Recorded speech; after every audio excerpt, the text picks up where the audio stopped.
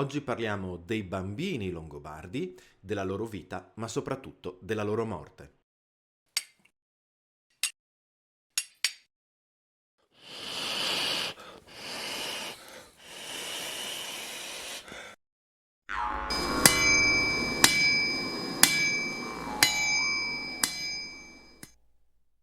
Come sempre, bentornati sul canale. Se non l'avete ancora fatto, iscrivetevi, cliccate la campanellina e vi ricordo che potete diventare nostri abbonati o Patreon o usare super grazie per supportare tutto l'operato della Fara e ottenere dei contenuti in anticipo e magari, nel caso ce ne siano, dei dietro le quinte imbarazzanti dei membri dell'associazione.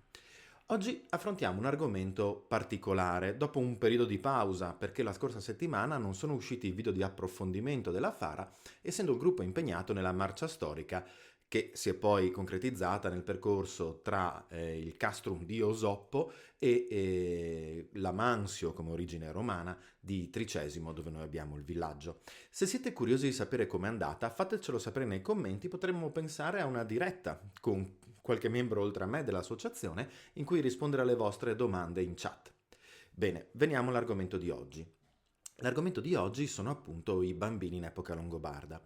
Cosa sappiamo di loro? Beh, sappiamo relativamente poco e, come sempre quando parliamo di Longobardi, il grosso delle informazioni ci viene dalle tombe e quindi dai bambini che non sono riusciti a diventare adulti. Proviamo però per un attimo a definire il concetto di bambino nella cultura longobarda. Sì, perché noi proveniamo da una cultura in cui si è giovani fino a 50 anni, in cui si è bambini fino a 25 dal punto di vista della condotta, e quindi la nostra percezione dell'infanzia è piuttosto sfasata rispetto a quella di una società che invece vedeva estinguersi molto rapidamente gli anni del gioco. Non abbiamo delle informazioni precise su come i Longobardi definissero i bambini. Possiamo però dedurre dalle leggi, in particolare dalle leggi di Liutprando, che nel caso delle bambine l'età per il matrimonio e quindi per il loro passaggio alla vita adulta fosse dopo i 12 anni.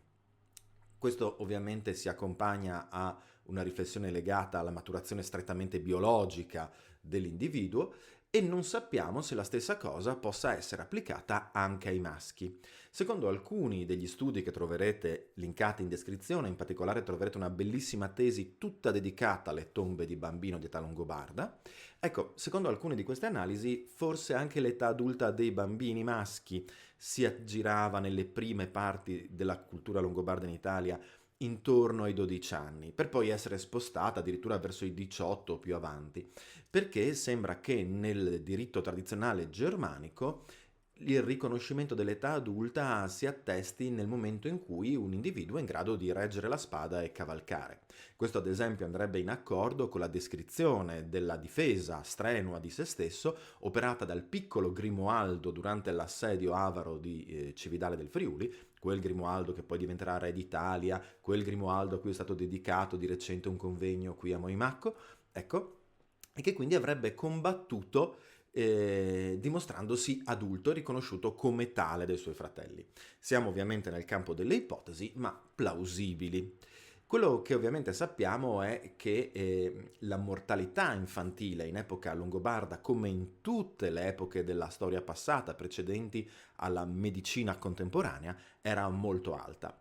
Quando infatti parliamo dell'età media longobarda scrivendola intorno ai 35-40 anni, e non dobbiamo immaginarci una popolazione di quarantenni che schiatta sul posto, dobbiamo immaginare però pochissimi vecchi, moltissimi giovani e un numero consistente di bambini che moriva prima di diventare adulto.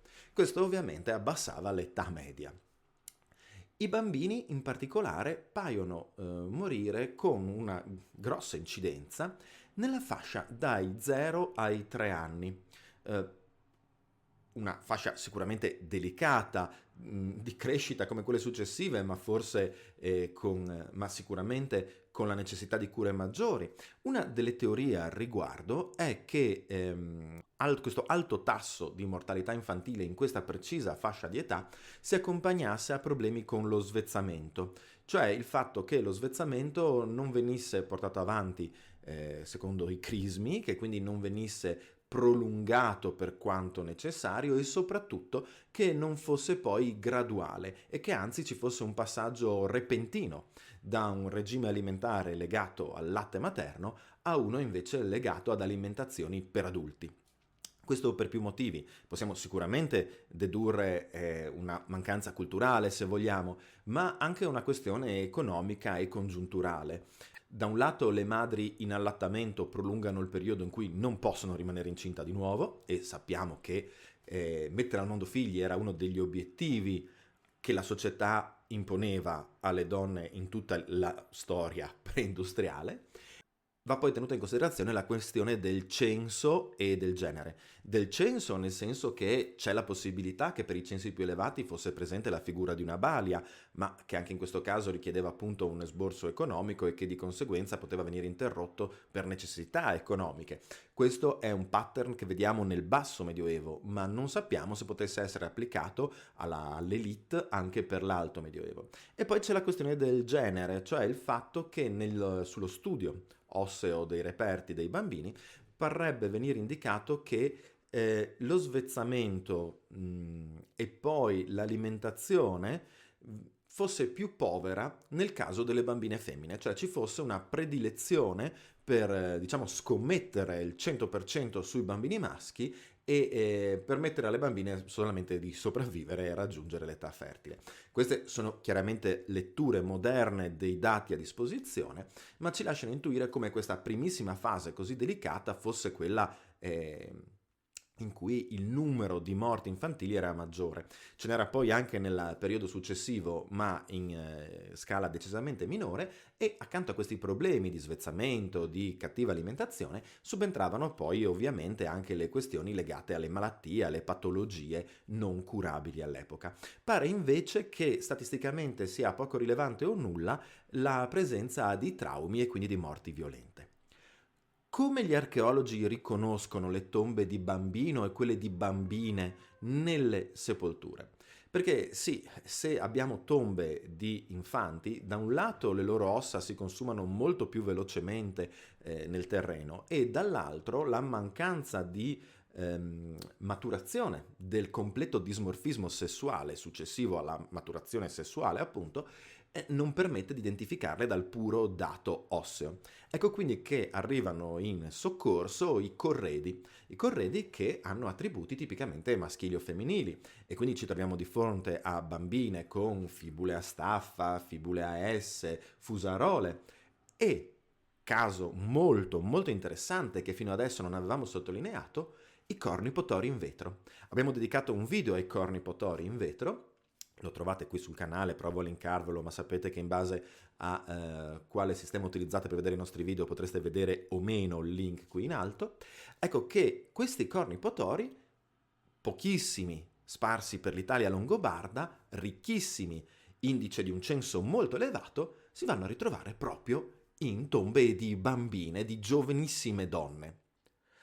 Cosa stava a significare? Non possiamo saperlo, ma se riprendiamo il video sui corni potori in vetro e l'ipotesi che rappresentassero un valore legato al convivio e al ruolo della donna di alto censo all'interno del convivio ufficiale, mescere le bevande alcoliche, ricordate tutta la lettura sull'importanza del condividere la bevanda alcolica all'interno di un consesso civile, e in particolare il paragone con l'amido anglosassone, ecco che forse la deposizione di questi ricchissimi corni potori nelle tombe stava a indicare come queste bambine, se fossero sopravvissute, avrebbero dovuto adempiere a questo ruolo all'interno dell'elite longobarda in Italia.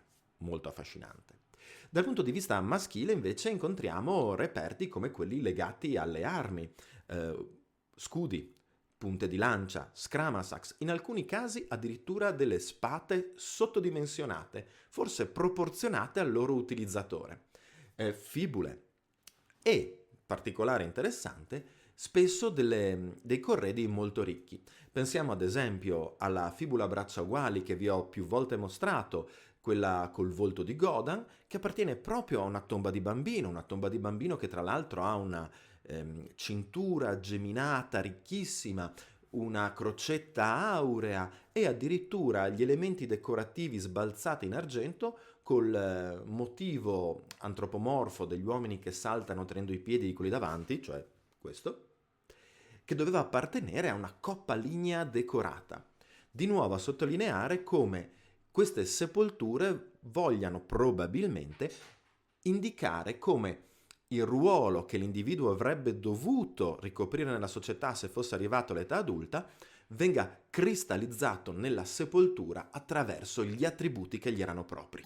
Dal punto di vista generale del censo pare che le tombe di bambini e bambine ricche si accompagnino a tombe di adulti ricchi e viceversa. Ci sono delle eccezioni, ma diciamo che in linea di massima appare quindi di nuovo la struttura in cui le necropoli longobarde si caratterizzavano per una struttura familiare e quindi anche i piccoli bambini appartenevano alla stessa struttura e mostravano lo stesso ruolo e lo stesso censo.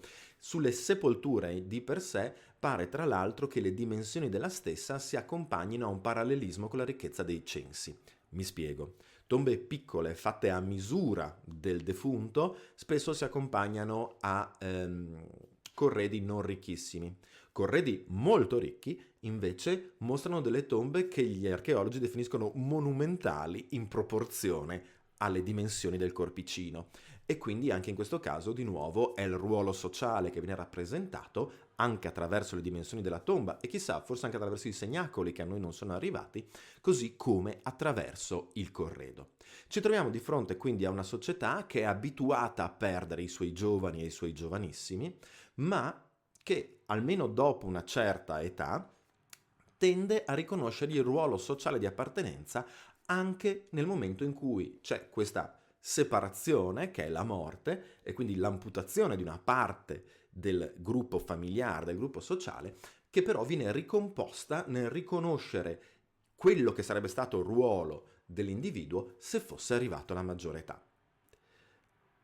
Il video di oggi ovviamente è un po' più breve del solito, anche perché, come spesso capita, su questi argomenti veramente senza voler entrare nello specifico delle casistiche, diventare quindi una lunga elencazione di tombe, di elementi di corredo, i concetti di fondo sono pochi ma sostanziali. Trovo comunque affascinantissimo come la società si rispecchi nelle tombe, ed è una cosa di cui parliamo da quando esiste la Fara, e come lo faccia anche nelle tombe di questi piccolini. Bene, per quanto l'argomento sia stato un po' creepy, spero di avervi interessato. Alla prossima e mandi!